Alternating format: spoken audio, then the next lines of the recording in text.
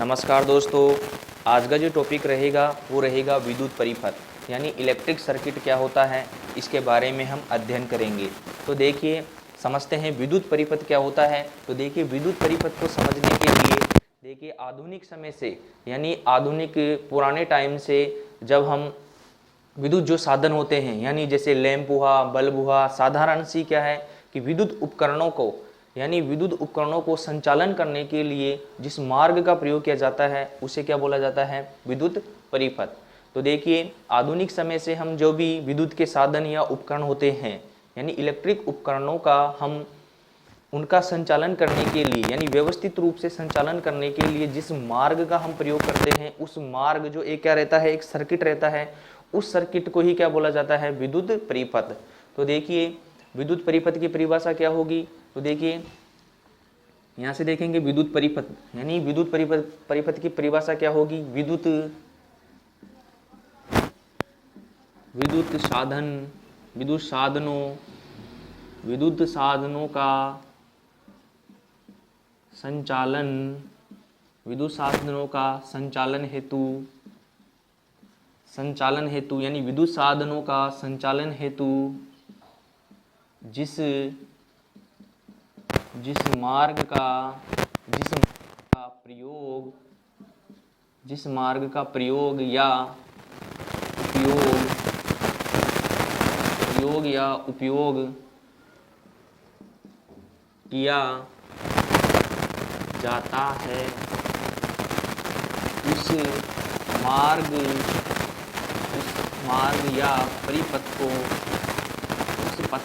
मार्ग या पथ को क्या बोलते हैं, परिपथ।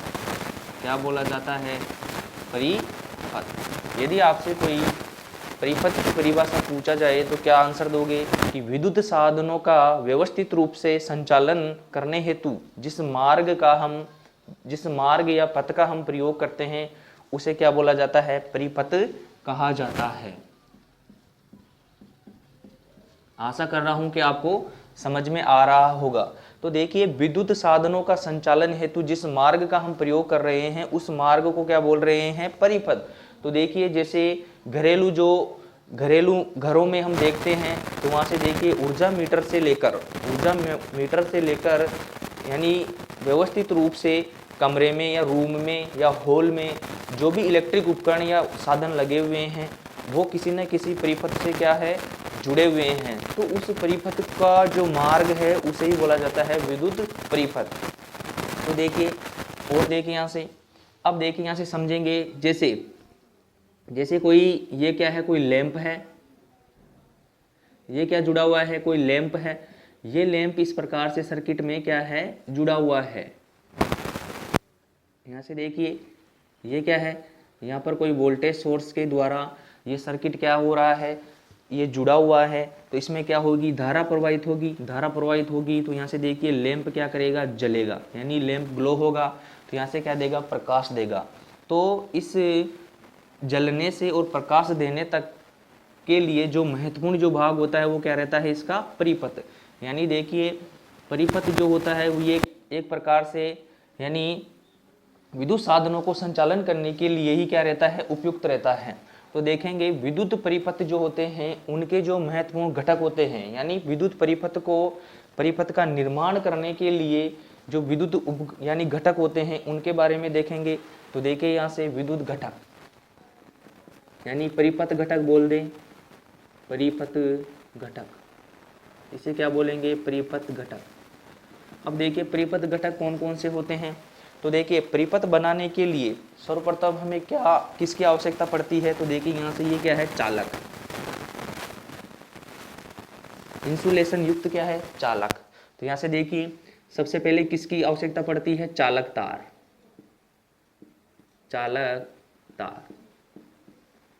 और यहाँ से देखिए, चालक तार के बाद में देखिए यहाँ से किसकी आवश्यकता पड़ती है। तो यहाँ से देखिए, वोल्टता स्रोत, किसकी आवश्यकता पड़ती है,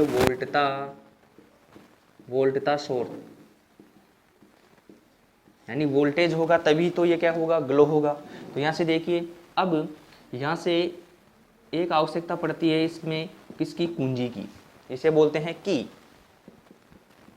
यहाँ से इसको कंट्रोल करने के लिए यानी बल्ब को ऑन ऑफ करने के लिए इसमें क्या होती है, एक की आवश्यकता पड़ती है, जिसे क्या बोला जाता है, कुंजी। और यहाँ से देखिए कुंजी के बाद में देखिए हम यहाँ से इस बल्ब में कितना करंट फ्लो हो रहा है, तो इसके लिए एक आवश्यकता पड़ती है कौन से उपकरण की, एमीटर की, जो किस प्रकार से जुड़ा हुआ रहता है, सीरीज में। अभी हम और आगे देखेंगे। तो यहाँ से देखिए मुख्य घटक देखिए कौन कौन से हैं, एमीटर, एमीटर यानी धारा मापी, धारा मापी। यहाँ से देखिए धारा मापी।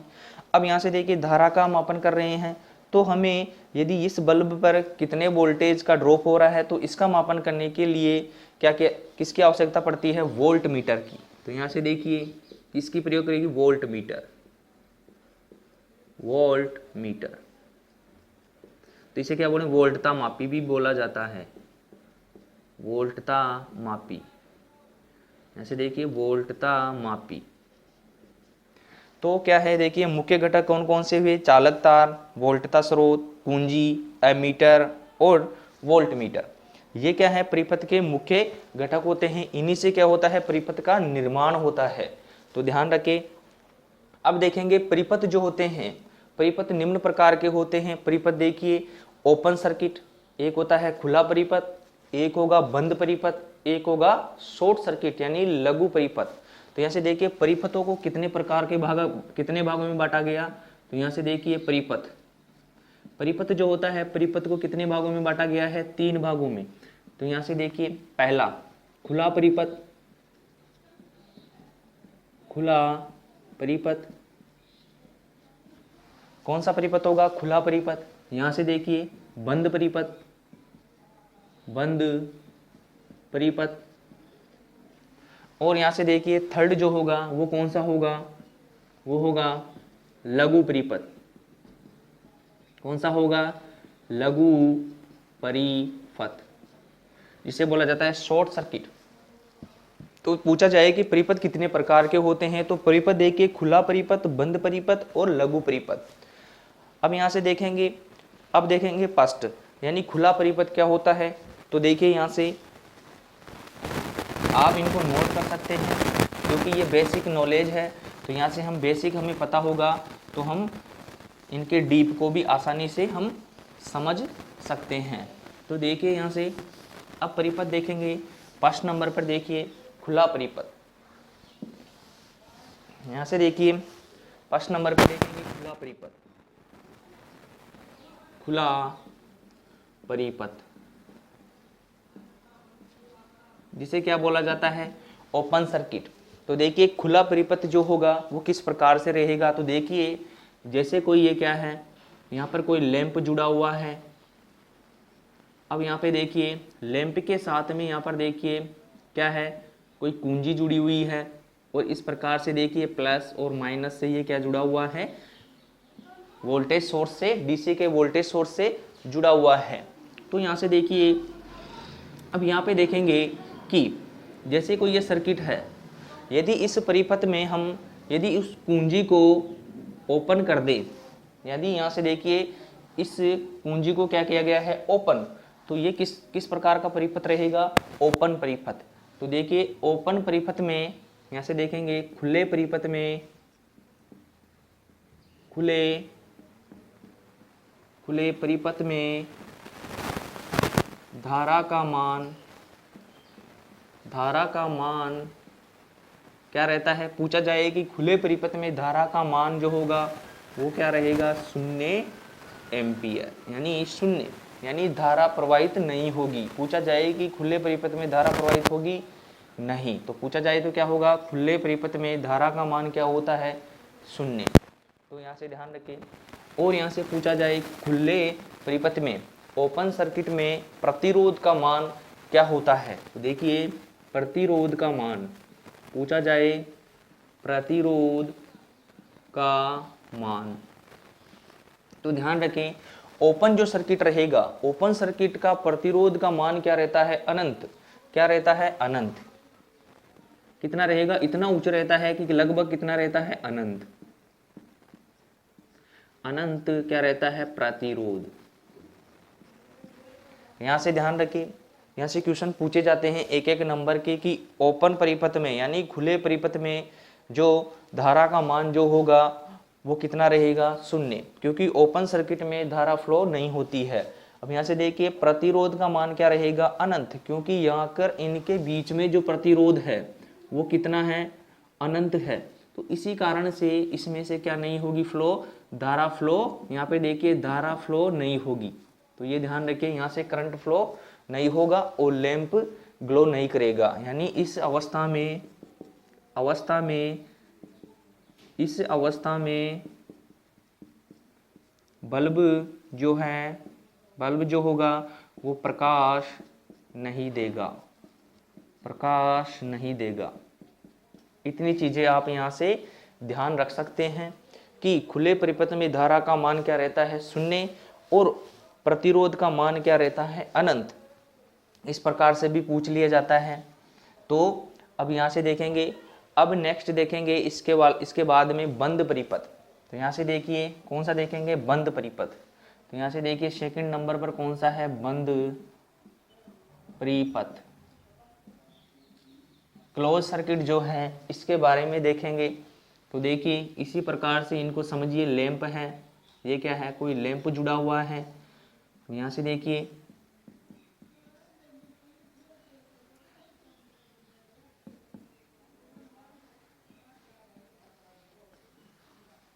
इस प्रकार से देखिए यहाँ पर क्या जुड़ा हुआ है, वोल्टता स्रोत लगा हुआ है। और यहाँ से देखिए ये कुंजी जो है ये क्या है, ये बंद अवस्था में यानी क्लोज है। यानी इस प्रकार से देखेंगे इसको। तो देखिए यहाँ से समझिए ये क्या है, कोई कुंजी है। अब देखिए इस कुंजी को अपन को क्या करना है, एक तो होगा ओपन यानी खुला, यानी एक तो इसको क्या रख सकते हैं, खुली अवस्था में रख सकते हैं। और यदि इस प्रकार से पूछा जाए कि बंद अवस्था में, तो देखिए इस प्रकार से क्या रहेगी, ये बंद रहेगी। तो देखिए यहाँ पर जैसे ही कुंजी को ऑफ करेंगे यानी ऑन करेंगे, ऑन का मतलब क्या होगा, चालू। ऑन का मतलब क्या होगा, चालू अवस्था में। और ऑफ का मतलब क्या होगा, बंद अवस्था में, बंद अवस्था। तो ये ध्यान रखें, इंग्लिश वर्ड भी ध्यान रखें। तो ऑन का जो मतलब होगा चालू और ऑफ का मतलब क्या होगा, बंद। यहाँ पे कंफ्यूज नहीं हो, क्योंकि यहाँ पर इंग्लिश वर्ड से देखें तो ऑफ का मतलब देखिए यहाँ से क्या है, ये खुला है, यानी ऑफ का मतलब क्या है, खुला होना। और देखिए ऑन का मतलब क्या है, यहाँ से चालू होना। तो यहाँ से ध्यान रखें, यानी ऑफ अवस्था में यानी ऑफ होने पर ये क्या रहेगा, सर्किट बंद रहेगा। बंद का मतलब क्या रहेगा, इसमें धारा फ्लो नहीं होगी। और ऑन का मतलब क्या होगा, चालू अवस्था में इसमें क्या होगी, धारा फ्लो होगी। तो इसी को बोला जाता है बंद परिपथ। तो यहाँ से पूछा जाए कि बंद, अब पूछा जाए कि धारा फ्लो होती है, यानी धारा कौन से परिपथ में फ्लो होगी। तो ध्यान रखें, हमेशा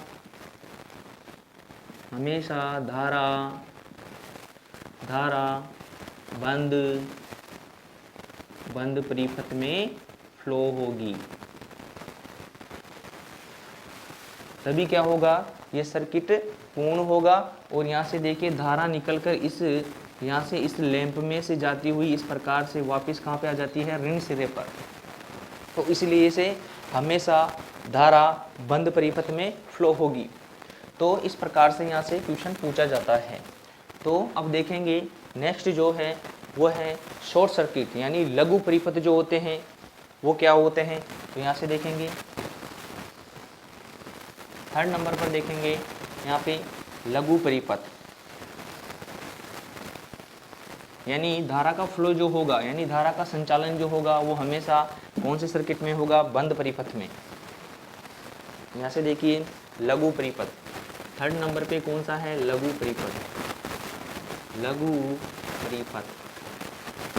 अब यहाँ से देखिए लघु परिपथ का मतलब क्या होता है कि शॉर्ट सर्किट, यानी यहाँ से देखिए जैसे यहाँ पर क्या है, कोई लैंप जुड़ा हुआ है, इस प्रकार से क्या है, ये कोई लैंप जुड़ा हुआ है। अब देखिए इसमें से क्या हो रही है, इसमें से धारा फ्लो हो रही है, इस प्रकार से इसमें से क्या हो रही है, करंट फ्लो हो रही है। तो देखिए यदि बल्ब को हम शॉर्ट कर दें, यहाँ से देखिए यहाँ से जाके इसे इस प्रकार से क्या कर दिया गया है, शॉर्ट कर दिया गया है, तो धारा अब जो फ्लो होगी वो किस प्रकार से होगी, अब जो धारा फ्लो होगी वो इस प्रकार से फ्लो होगी। क्यों होगी, क्योंकि धारा उसी मार्ग में फ्लो होती है जिसका रेजिस्टेंस क्या रहता है, कम रहता है। तो देखिए बल्ब की तुलना में इस जो शॉर्ट सर्किट जो वायर है इसका प्रतिरोध क्या हो गया है, कम हो गया है। तो यहाँ से देखेंगे और कि लघु परिपथ को किस प्रकार से समझे, तो देखिए लघु परिपथ में इस प्रकार से भी, जैसे कि हमारे घरों में जो दो वायर जाते हैं, न्यूट्रल और फेज के जो वायर जाते हैं, तो इनमें क्या रहता है, इंसुलेशन कवर रहता है। क्या रहता है, इंसुलेशन कवर रहता है। और यदि ये किसी कारणवश से इनका इंसुलेशन यहाँ से हट जाए, यहाँ से हट जाए, तो क्या होगा, क्योंकि इस प्रकार से हमारे जो घरों में जो वायर जाते हैं वो इस प्रकार से क्या रहते हैं, एक दूसरे से मिले हुए रहते हैं। तो यहाँ पर देखिए यहाँ से इंसुलेशन हटने पर ये क्या हो जाता है, यहाँ पर शॉर्ट हो जाते हैं। तो यही क्या है, ये भी एक क्या है, लघु परिपथ। ये क्या है, लघु परिपथ, यानी इनका इंसुलेशन मिल जाने पर क्या हो जाएगा, इंसुलेशन नष्ट होने पर इन जो दो वायर हैं इनके आपस में संपर्क होने से जो सर्किट का जो निर्माण होता है वो कौन सा हो जाता है, लघु परिपथ। तो ध्यान रखें यहाँ से। अब देखेंगे लघु परिपथ जो होता है, समझने का प्रयास करें कि लघु परिपथ जो होता है उसमें पूछा जाए करंट का मान। तो देखिए धारा का मान पूछा जाए तो क्या होता है, उच्च। क्या होता है, धारा क्या हो जाती है, उच्च फ्लो होती है, क्योंकि यहाँ पर रेजिस्टेंस अचानक क्या हो जाता है, शॉर्ट सर्किट के कारण कम हो जाता है, तो इसमें धारा क्या होती है, उच्च। और पूछा जाए प्रतिरोध का मान क्या होगा, तो प्रतिरोध जो होता है वो क्या रहता है, शून्य। शून्य मतलब क्या है कि बहुत कम प्रतिरोध होता है, जिसके कारण इसमें क्या धारा प्रवाहित होती है, उच्च धारा प्रवाहित होती है। और उसमें जूल के नियम के अनुसार में, तो यहाँ से देखिए इतनी हीट उत्पन्न होती है, I²RT/J। जूल के नियम के अनुसार में यहाँ से धारा जो होगी वो क्या होगी, धारा के क्या वर्ग के क्या होगी, धारा वर्ग के क्या होगी, समानुपाती होगी। और इतनी हीट उत्पन्न होगी कि ये क्या हो जाएगा, ये सर्किट को क्या कर देगा, जला देगा। तो ध्यान रखिए लघु परिपथ के कारण, यहाँ से देखिए लघु परिपथ के कारण क्या लग सकती है, आग लग सकती है, आग लग सकती है। तो ध्यान रखें यहाँ से इनके प्रतिरोध और धारा के मान से भी क्वेश्चन पूछ लिए जाते हैं। तो देखिए लघु परिपथ जो है, लघु परिपथ जो होता है, अब देखिए लघु परिपथ से यानी शॉर्ट सर्किट से बचने के लिए, यानी शॉर्ट सर्किट से बचने के लिए हम करते हैं फ्यूज का प्रयोग। किसका प्रयोग किया जाता है, पूछा जाए फ्यूज का प्रयोग। किसका करते हैं, फ्यूज का प्रयोग। और देखेंगे परिपथ वियोजक, सर्किट ब्रेकर का भी प्रयोग करते हैं। किसका प्रयोग करते हैं, सर्किट ब्रेकर, परिपथ वियोजक, परिपथ वियोजक। इतनी बातें आप यहां से ध्यान रखें, क्योंकि शॉर्ट सर्किट से बचाने के लिए यानी परिपथ को बचाने के लिए यहां से क्या करते हैं, यहां पर एक फ्यूज लगा देते हैं। क्या लगा दिया जाता है, फ्यूज। फ्यूज क्या करता है कि परिपथ में से यानी आवश्यकता के अनुसार यदि अधिक धारा फ्लो हो जाए, यानी सर्किट में से अधिक धारा फ्लो होगी, तो ये क्या करेगा, ये गर्म होकर क्या हो जाता है, ये पिघल जाता है और ये क्या कर देता है, सर्किट को जलने से बचा देता है।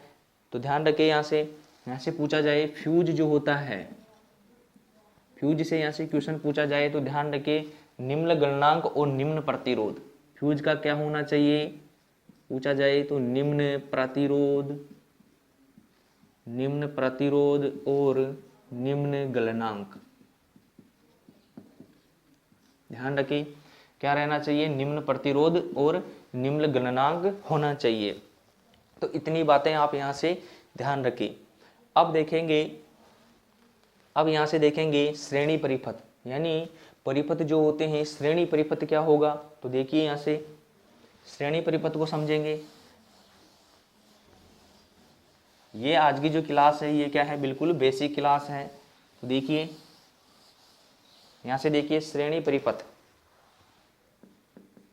यहां से देखिए श्रेणी परिपथ। अब देखिए प्रतिरोध जो होते हैं यानी प्रतिरोधों का श्रेणी परिपथ, तो श्रेणी परिपथ जो होगा वो किस प्रकार से रहता है, तो देखिए श्रेणी परिपथ जो रहता है इस प्रकार से कि जैसे ट्रेन होती है, ट्रेन के पीछे कैसे रहता है, एक डब्बा, उसके पीछे दूसरा, इसके बाद में तीसरा, इस प्रकार से क्या रहता है एक सीरीज में। जैसे ये कोई प्रतिरोध है, इस प्रकार से क्या करते हैं इनको जोड़ते हैं, क्या करते हैं इनको इस प्रकार से सर्किट में क्या किया जाता है, इनको जोड़ा जाता है।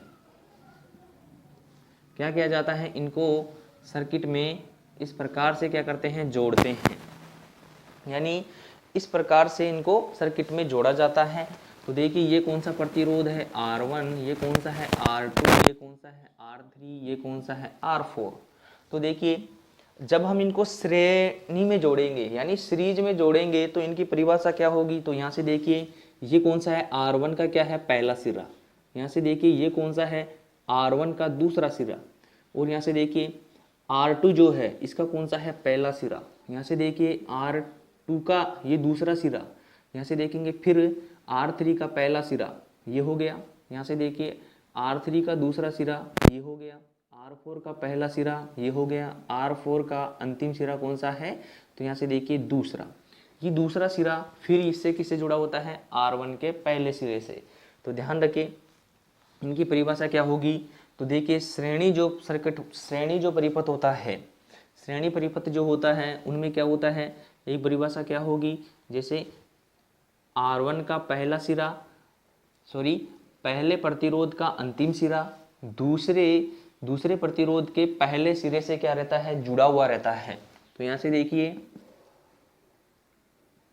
प्रथम प्रतिरोध पहला, इसे पहला लिख लीजिए, पहला प्रतिरोध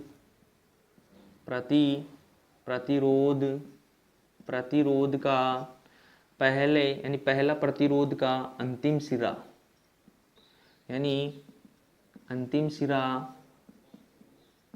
दूसरे प्रतिरोध का पहला सिरा क्या है, पहला सिरा जो जुड़ा हुआ है, यानी पहले प्रतिरोध का अंतिम सिरा और दूसरे प्रतिरोध का पहला सिरा इस प्रकार से क्या जुड़े हुए रहते हैं, विपरीत क्रम में। इस प्रकार से इनके सिरे किस प्रकार से जुड़े हुए रहते हैं, विपरीत क्रम में क्या रहते हैं, सिरे जुड़े हुए रहते हैं। और यदि आपसे पूछा जाए कि जैसे ये कोई प्रतिरोध है, यहाँ से समझिए जैसे ये क्या है, ये कोई प्रतिरोध है इस प्रकार से, फिर एक प्रतिरोध यहाँ पे देखिए इस प्रकार से जुड़ा हुआ है, एक प्रतिरोध इस प्रकार से जुड़ा हुआ है और एक प्रतिरोध यहाँ पे इस प्रकार से जुड़ा हुआ है। तो आपको पूछा जाए सर्किट में इस प्रकार से ये क्या है, प्रतिरोध रखे हुए हैं, और तो इनको पूछा जाए कि इनको सीरीज में किस प्रकार से जोड़े, तो देखिए यहाँ से पूछा जाए ये कौन सा प्रतिरोध है R1, ये कौन सा है R2, ये कौन सा है R3, ये कौन सा है R4। तो आप इनको सर्किट में सीरीज में कैसे जोड़ेंगे, तो यहाँ से देखिए यहाँ से चलेंगे फर्स्ट प्रतिरोध से इस प्रकार से चलेंगे, अब देखेंगे सेकंड प्रतिरोध जो है वो कहाँ पे है, तो सेकंड प्रतिरोध यहाँ पे है, तो यहाँ से देखिए इसको इस प्रकार से जोड़ देंगे। फिर यहाँ से देखिए इसका जो सेकंड सिरा है वो क्या होगा, दूसरे प्रतिरोध के पहले सिरे से जुड़ेगा, तो इसको यहाँ से जोड़ देंगे। फिर यहाँ से देखिए इसका अंतिम सिरा पहले के यानी इसके अंतिम सिरा अगले प्रतिरोध के पहले सिरे से क्या होगा, कनेक्ट होगा, और इस प्रकार से ये क्या रहेगा, एक सर्किट का निर्माण करेगा। तो ध्यान रखिए इस प्रकार से भी क्वेश्चन पूछ ले कि आपको बेसिक सा किस प्रकार से जोड़ना है। तो देखिए पहले प्रतिरोध का अंतिम सिरा दूसरे प्रतिरोध के पहले सिरे से क्या होता है, जुड़ता है। तो इस प्रकार से जोड़ने पर जिस परिपथ का निर्माण होता है उसे बोला जाता है श्रेणी परिपथ। अब देखिए यहाँ से इम्पोर्टेंट बातें और ध्यान रखेंगे। तो देखिए श्रेणी परिपथ जो होता है, यहाँ से देखिए पहला प्रतिरोध का अंतिम सिरा दूसरे प्रतिरोध का पहला सिरा से जुड़ा होने पर वह परिपथ कौन सा कहलाएगा? श्रेणी परिपथ। कौन सा कहलाता है? श्रेणी परिपथ। अब देखिए यहाँ से इम्पोर्टेंट बात और एक और ध्यान रखिए कि जो श्रेणी परिपथ जो होता है, श्रेणी परिपथ में धारा का मार्ग जो होता है, यानी यहाँ से देखिए धारा जो फ्लो होगी वो क्या होगी? सभी में समान रहेगी, यानी धारा का मार्ग जो रहेगा वो क्या रहता है? एक। तो यहाँ से देखिए श्रेणी परिपथ में धारा का मार्ग या रास्ता क्या रहता है? एक रहता है। क्यों? क्योंकि देखिए यहाँ से सीरीज में जाएंगे तो इस प्रतिरोध में से जितनी धारा फ्लो होगी वो इसी में से होगी, इसमें से भी होगी और इसमें से भी होगी। तो ये ध्यान रखें, श्रेणी परिपथ में धारा का मार्ग या रास्ता क्या रहता है? एक रहता है। यहाँ से देखेंगे, अब देखेंगे श्रेणी परिपथ में, अब देखिए श्रेणी परिपथ में क्यों? क्योंकि यहाँ पर देखिए वोल्टता स्रोत भी लगाया हुआ है। तो देखिए श्रेणी परिपथ में वोल्टता स्रोत जो रहती है वो क्या हो जाती है? विभाजित हो जाती है। श्रेणी परिपथ में वोल्टता यानी वोल्टता प्रत्येक प्रतिरोध पर क्या हो जाती है? विभाजित हो जाती है। विभाजित हो जाती है। तो ये ध्यान रखिए, श्रेणी परिपथ में वोल्टता प्रत्येक प्रतिरोध पर क्या होगी? विभाजित रहेगी। जैसे R1 पर जो वोल्टेज रहेगी V1 रहेगी, R2 पर जो वोल्टेज रहेगी वो V2 रहेगी, R3 पर जो वोल्टेज रहेगी वो क्या रहेगी? V3, R4 पर क्या रहेगी? V4। तो यहाँ से ध्यान रखें। अब देख रहे थे हम कि श्रेणी परिपथ में धारा का जो मार्ग होता है या रास्ता होता है वो क्या रहता है? एक रहता है। यानी यहाँ से देखिए, अब धारा का जो मापन कर रहे थे हम किससे कर रहे हैं? एमीटर से। तो देखिए यहाँ पे और समझने का प्रयास करिए कि जैसे एमीटर को यहाँ पे देखिए, जैसे ये कोई प्रतिरोध है, अब प्रतिरोध के यहाँ से देखिए एमीटर को किस क्रम में जोड़ा जाता है? सीरीज में। किस में जोड़ते हैं? श्रेणी क्रम में। ध्यान रखिए कौन से क्रम में जोड़ा जाता है? श्रेणी क्रम में। यहाँ से देखिए प्लस, ये कौन सा है? Minus terminal. तो यहाँ से देखिए जब हम यहाँ से एमीटर को यहाँ पर जोड़ दिया जाए, यदि श्रेणी क्रम में एमीटर में यानी यहाँ से धारा कितनी फ्लो हो रही है? 1.5 एम्पियर यहाँ से करंट फ्लो हो रही है। पूछा जाए कि यहाँ पर जो धारा का मापन जो एम्पियर करेगा वो कितनी मापन करेगा? तो ध्यान रखिए कितनी होगी? 1.5 एम्पियर। यदि समान प्रतिरोध है तो देखिए समान प्रतिरोध हो या असमान प्रतिरोध हो तो क्या होगा? यहाँ पर कितनी होगी? 1.5 एम्पियर। यानी ये ध्यान रखिए कि प्रत्येक यानी इसमें क्या होती है? धारा क्या रहेगी? धारा का मार्ग जो रहेगा वो क्या रहेगा? एक रहेगा और धारा का मान क्या रहता है? प्रत्येक प्रतिरोध पर समान। तो ध्यान रखिए यदि एमीटर को मैं यहाँ पे जोड़ दिया जाऊँ, यदि इसको प्रतिरोध को यहाँ पे जोड़ दिया गया तो देखिए यहाँ पर जोड़ने पर भी क्या होगा? धारा का मान समान रहेगा और यहाँ पर भी जोड़ दूँ तो क्या रहेगा? धारा का मान समान रहेगा। तो ये ध्यान रखें। तो यहाँ से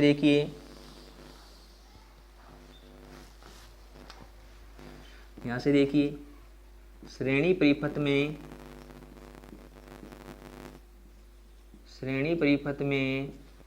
प्रत्येक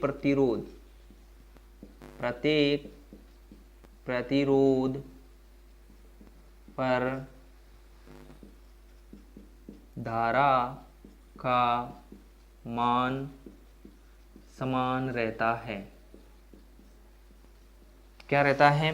कि श्रेणी परिपथ में प्रत्येक प्रतिरोध पर धारा का मान क्या रहता है? यहाँ से देखेंगे क्या रहता है? समान रहता है। सिवाय कुल यानी क्या रहता है कि श्रेणी परिपथ में प्रत्येक प्रतिरोध पर धारा का मान क्या रहेगा? समान रहेगा। यानी धारा परिवर्तित नहीं रहेगी। कुल यानी टोटल पर जो टोटल धारा होती है यानी कुल धारा क्या हो सकती है? जबकि कुल धारा परिवर्तित हो सकती है। जबकि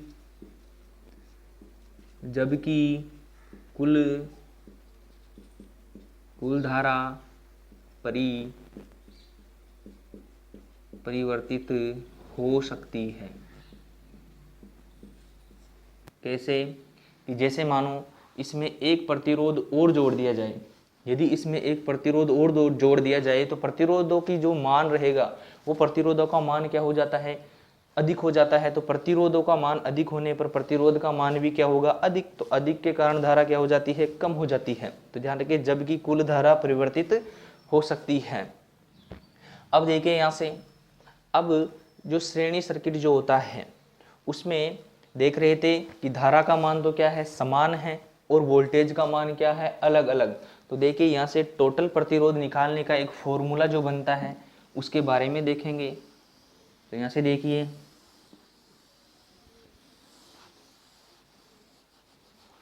यहाँ से देखिए सर्किट में देखिए R1 पर जो धारा थी I1 क्या थी, समान थी। यहाँ से देखिए R2 पर जो धारा I1 यानी I, यानी इनकी धारा क्या है, समान है। तो देखिए R3 पर भी I क्या है, समान है। तो यहाँ से देखिए R4 पर भी धारा का मान क्या है, समान है। तो यहाँ से ध्यान रखें कि प्रत्येक प्रतिरोध पर जो धारा है I का मान जो है वो क्या है, बराबर है। अब यहाँ से देखिए यहाँ पर किनका मान जो है, यानी कौन सी राशि का मान यहाँ पर परिवर्तित हो रहा है। तो देखिए वोल्टेज का मान, यानी क्या हो रहा है, V1 यानी देखिए यहाँ से किनका मान परिवर्तित हो रहा है, V1 बराबर V2 बराबर V3। सॉरी, यहाँ से देखिए बराबर नहीं होगा, क्योंकि यहाँ पर टोटल वोल्टेज देखेंगे। पहले क्या देखेंगे, टोटल वोल्टेज। तो टोटल वोल्टेज जो होगी वो क्या होगी, V1 प्लस V2 प्लस क्या रहेगी, V3, क्या रहेगी, V3। तो अब देखिए यहाँ से देखिए धारा इसमें से क्या हो रही है, इसमें से जितनी धारा फ्लो होगी इसमें से भी क्या होगी, उतनी ही धारा फ्लो होगी। इसमें से भी कितनी होगी, उतनी ही धारा फ्लो होगी।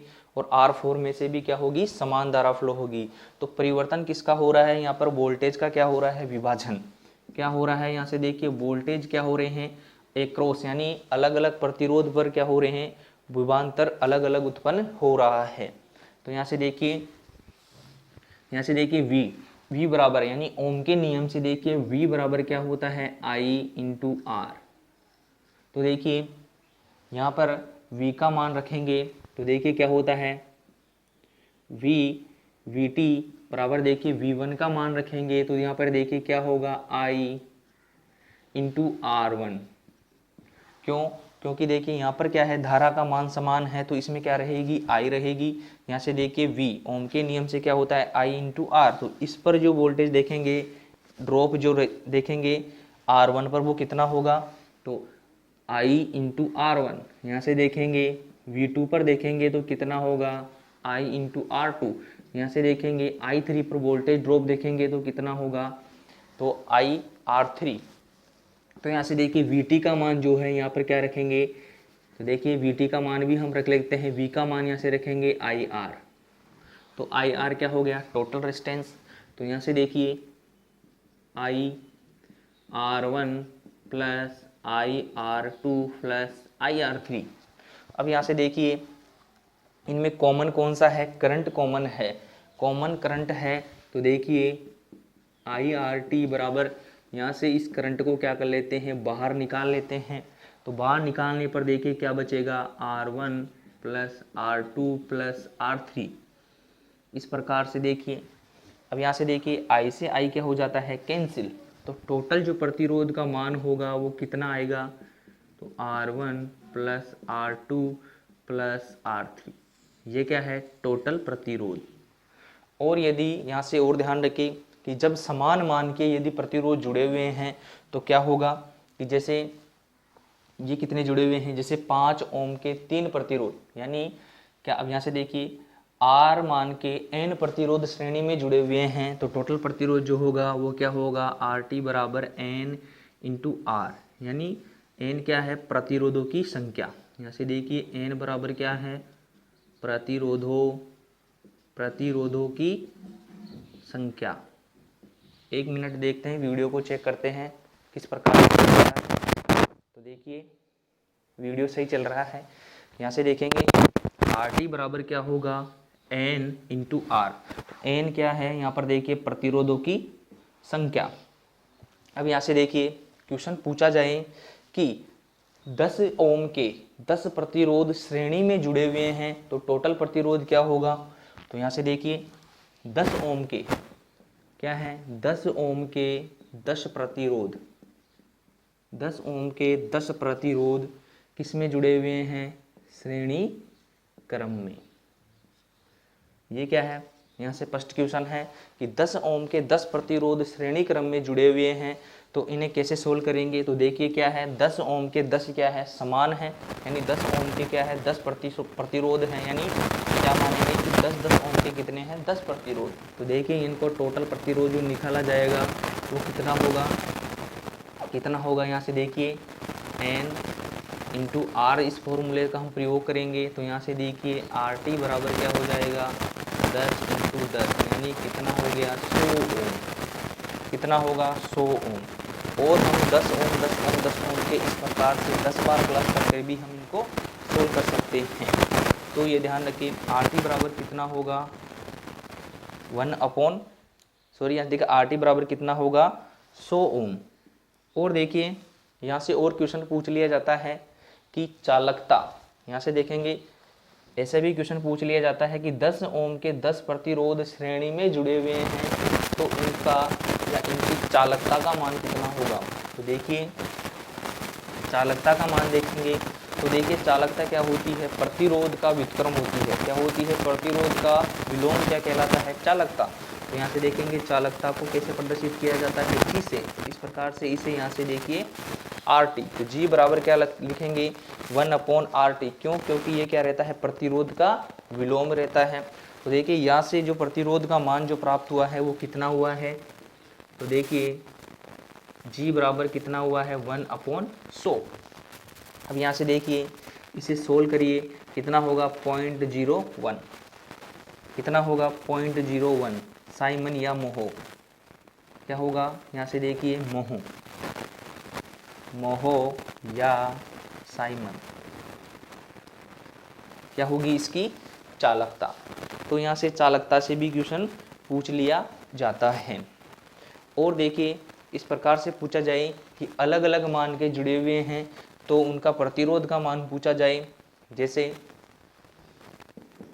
ऐसे देखिए 5 ओम, यहाँ से पूछा जाए 3 ओम, यहाँ से पूछा जाए जैसे 5 ओम 3 ओम 2 ओम, इस प्रकार से क्या जुड़े हुए हैं, श्रेणी में जुड़े हुए हैं, यानी प्रतिरोध क्या जुड़े हुए हैं श्रेणी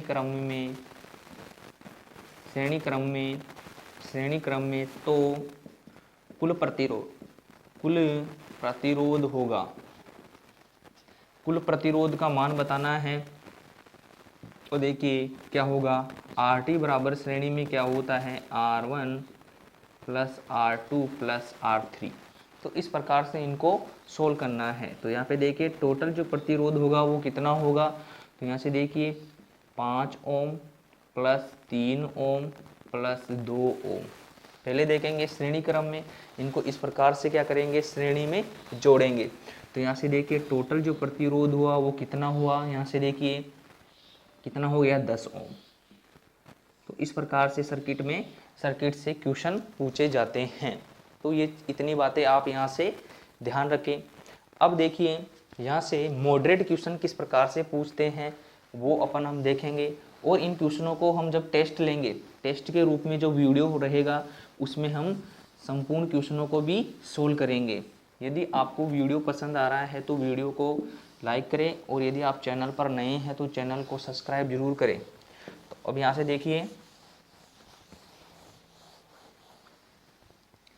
अब देखिए यहाँ से पूछा जाए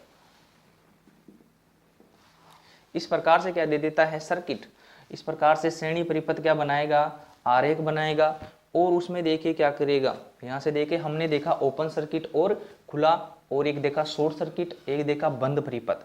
तो यहाँ से देखिए यहाँ से क्या कर देता है, इसको ओपन कर देता है, यानी यहाँ से देखिए यहाँ से क्या कर दिया, इस सर्किट में इस सर्किट को ओपन कर देता है और पूछता है धारा का मान होगा। यहाँ से पूछता है धारा का मान होगा। तो धारा का मापन करने के लिए जब हम एमीटर को लगाएंगे तो एमीटर क्या पाठ्यांक देगा? शून्य, शून्य होगा। क्या होगा? शून्य होगा। और इस प्रकार से देखिए यहां से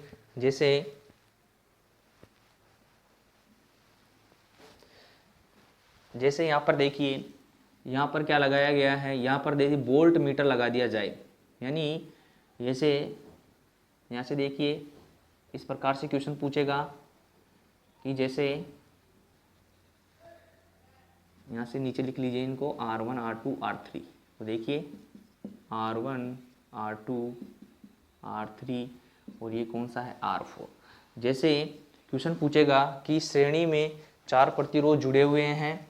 क्या जुड़े हुए हैं? 4 प्रतिरोध, जिनमें से R2 क्या हो गया है? यहाँ से ओपन हो गया है, यानी R2 क्या हो गया है? खुला परिपथ हो गया है। तो सर्किट में धारा का मान क्या होगा? तो शून्य। तो ध्यान रखिए यहाँ से सर्किट ओपन होने पर धारा का मान क्या हो जाता है? शून्य हो जाता है।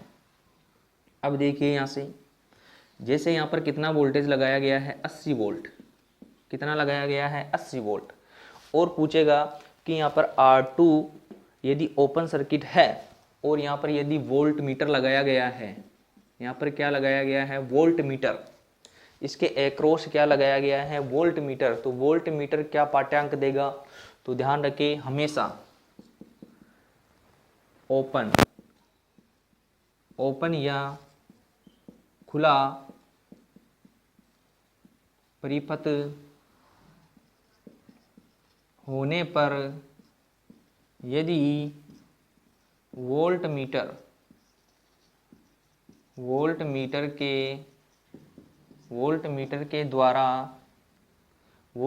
के द्वारा यदि उस पर वोल्टेज का मापन करने पर वोल्ट मीटर का जो पाठ्यांक होगा, वोल्ट मीटर का पाठ्यांक जो होगा, पाठ्यांक क्या रहेगा? वोल्टता स्रोत के बराबर। तो क्या रहता है? वोल्टता स्रोत के बराबर। तो ये ध्यान रखें, पाठ्यांक क्या होगा? वोल्टता स्रोत के बराबर। यहाँ से इम्पोर्टेंट है कि खुला परिपथ होने पर यदि वोल्ट मीटर के द्वारा उस पर वोल्टेज का मापन करने पर वोल्ट मीटर का पाठ्यांक क्या रहेगा? वोल्टता स्रोत के बराबर। यदि श्रेणी सर्किट में से यदि कहीं बिंदु से ये क्या हो गया? सर्किट ओपन हो गया है और ओपन सर्किट की जांच हम जब वोल्ट मीटर से करें, यदि श्रेणी परिपथ में जब हम ओपन सर्किट की जांच वोल्ट मीटर से करें तो वोल्ट मीटर क्या पाठ्यांक देगा? वोल्ट मीटर देगा अपने सप्लाई वोल्टता स्रोत के बराबर। तो ये बातें ध्यान रखिए। और यहाँ से देखिए जब हम एमीटर से ओपन सर्किट का हम परीक्षण करेंगे तो एमीटर क्या पाठ्यांक देगा? शून्य देगा। और यहाँ से देखिए ओपन सर्किट के द्वारा ओम मीटर के द्वारा, कौन से? ओम मीटर के द्वारा ओम मीटर के द्वारा मापन करने पर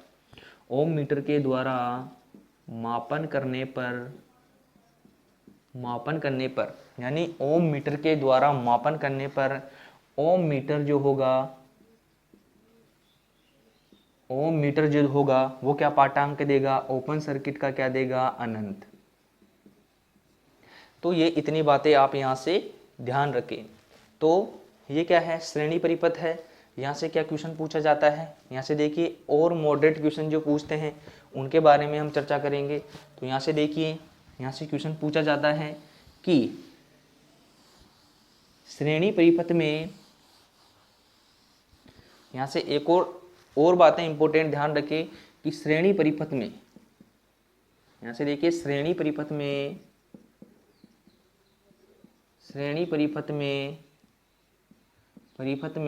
कुल प्रतिरोध,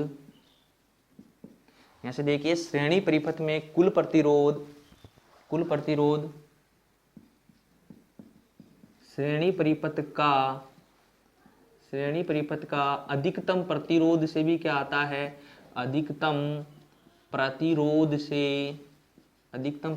से भी क्या आता है, अधिकतम प्राप्त होता है,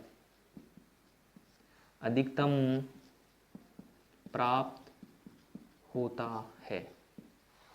यहां से देखिए, जैसे यहाँ पे जुड़ा हुआ है 2 ओम का, यहाँ से जुड़ा हुआ है 4 ओम का, यहाँ से जुड़ा हुआ है 6 ओम का, तो यहाँ से देखिए, और यहाँ से जुड़ा हुआ है 8 ओम का, क्या जुड़े हुए हैं, प्रतिरोध जुड़े हुए हैं।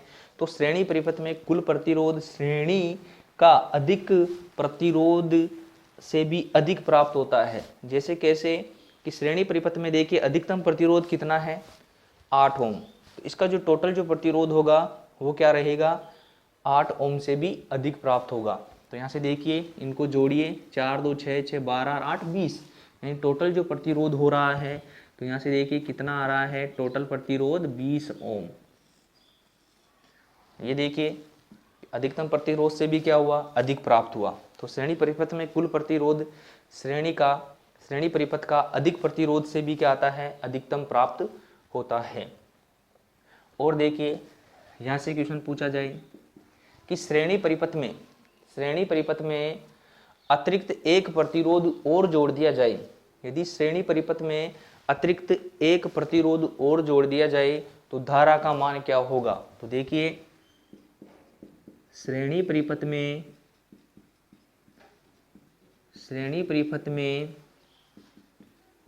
एक और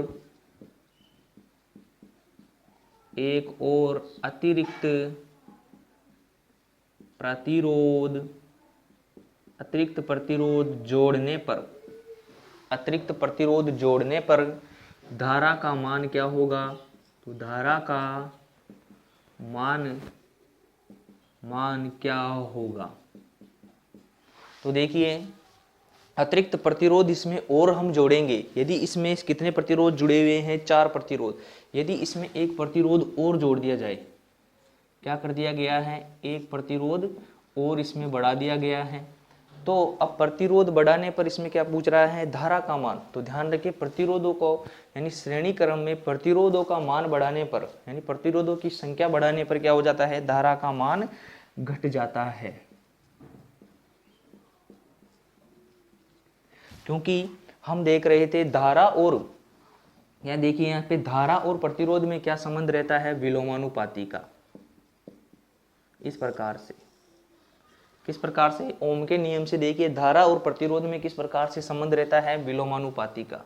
जैसे देखिए प्रतिरोध का मान बढ़ेगा तो धारा का मान क्या होगा, घटेगा। यहाँ से देखिए प्रतिरोध का मान घटाने पर क्या होगा, धारा का मान क्या होगा, बढ़ेगा।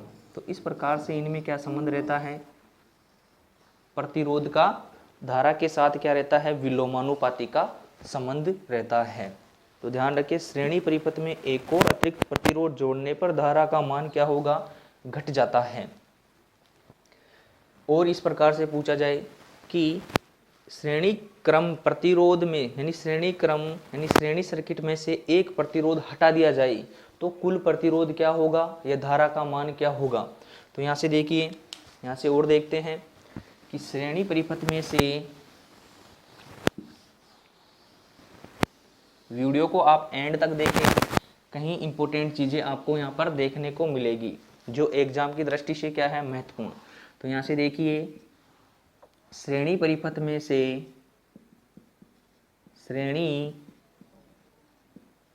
श्रेणी परिपथ में से एक प्रतिरोध को हटाने पर, यानी श्रेणी परिपथ में से एक प्रतिरोध को हटाने पर कुल प्रतिरोध क्या होगा। तो ये बताना है कि श्रेणी परिपथ में एक प्रतिरोध को हटाने पर कुल प्रतिरोध क्या होगा, घटेगा। क्या होगा, प्रतिरोध का मान, कुल प्रतिरोध का मान क्या होगा, घटेगा। तो देखिए यहाँ पर देखिए कुल प्रतिरोध का मान क्या होगा, घटेगा। यानी कुल प्रतिरोध का मान कैसे घटेगा, तो यहाँ से देखिए जैसे ये क्या है, 4 प्रतिरोध जुड़े हुए हैं। यदि इसमें से 8 ओम के प्रतिरोध को यहाँ से हटा दिया जाए तो यहाँ से देखिए कुल प्रतिरोध कितना रह गया, 12 ओम। पहले कितना था, 20 ओम। तो इस प्रकार से ध्यान रख सकते हैं कि श्रेणी परिपथ में एक प्रतिरोध को हटाने पर कुल प्रतिरोध क्या होगा, कुल प्रतिरोध का मान घटेगा। तो ये चीज़ें आप यहाँ से ध्यान रखें। और यहाँ से उल्टा भी पूछ लिया जाता है कि श्रेणी परिपथ में एक प्रतिरोध को हटाने पर धारा का मान क्या होगा। यहाँ से इसी क्वेश्चन से पूछा जाए धारा का मान, धारा का मान। तो देखिए धारा का मान पूछा जाए तो क्या होगा, धारा का मान क्या होगा, बढ़ेगा। क्या हो जाता है, धारा का मान बढ़ जाता है। और देखिए यहाँ से श्रेणी सर्किट का क्वेश्चन पूछा जाता है पावर से। किससे पूछते हैं, पावर से। श्रेणी सर्किट में से क्वेश्चन पूछा जाता है, पावर से भी क्वेश्चन पूछ लिया जाता है। तो ध्यान रखें यहाँ से कि श्रेणी सर्किट में यदि ये यहाँ पर कोई 2 ओम का क्या है, लैंप, 2 वाट का क्या जुड़ा हुआ है, लैंप जुड़ा हुआ है। यहाँ पे देखिए 4 वाट का जुड़ा हुआ है और यहाँ पर देखिए 6 वाट का जुड़ा हुआ है।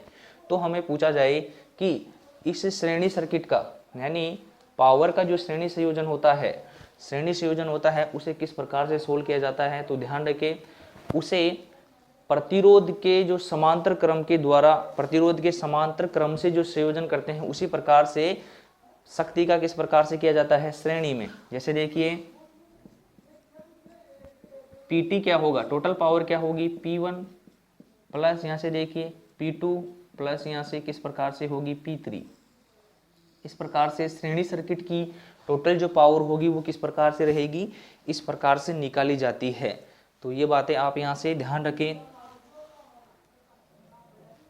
इंपॉर्टेंट यहाँ से क्वेश्चन पूछे जाते हैं। अब देखते हैं, नेक्स्ट देखते हैं कौन सा क्रम देखेंगे, हम देखेंगे समांतर क्रम। क्या देखेंगे, समांतर क्रम या समांतर संयोजन, यानी प्रतिरोधों का समांतर संयोजन।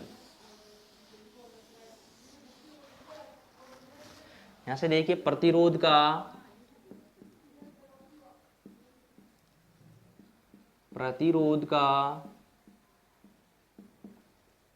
समांतर संयोजन।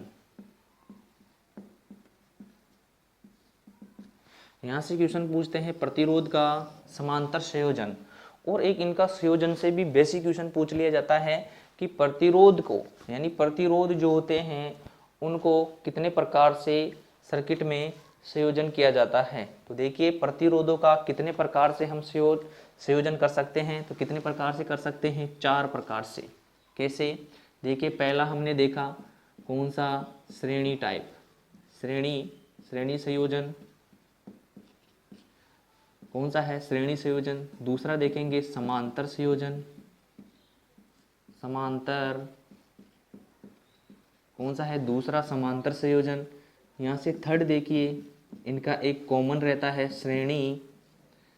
कौन सा, श्रेणी व समांतर संयोजन, श्रेणी व समांतर संयोजन। और देखिए यहाँ से एक और रहता है चौथा, समांतर व श्रेणी संयोजन, श्रेणी संयोजन। इन दोनों संयोजनों को मिश्रित संयोजन भी बोला जाता है, मिश्रित संयोजन। तो क्वेश्चन पूछता है कि प्रतिरोध का कितने प्रकार से संयोजन किया जा सकता है।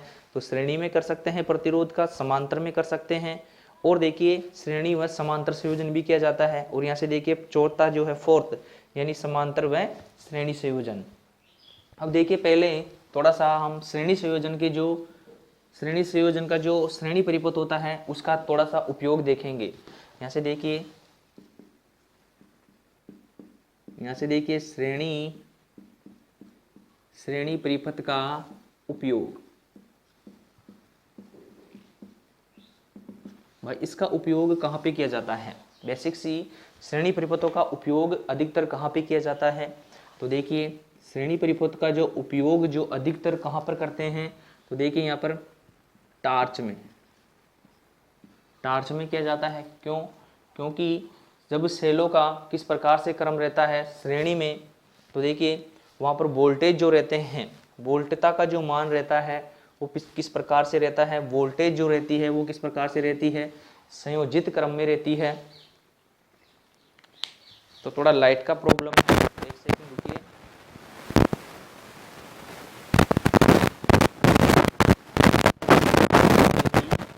लाइट का ज़्यादा ही प्रॉब्लम है। तो अब हम जो अगली जो क्लास होगी वो क्या करेंगे, नेक्स्ट डे हम देखेंगे कि श्रेणी परिपथ का उपयोग जो है वो किस प्रकार से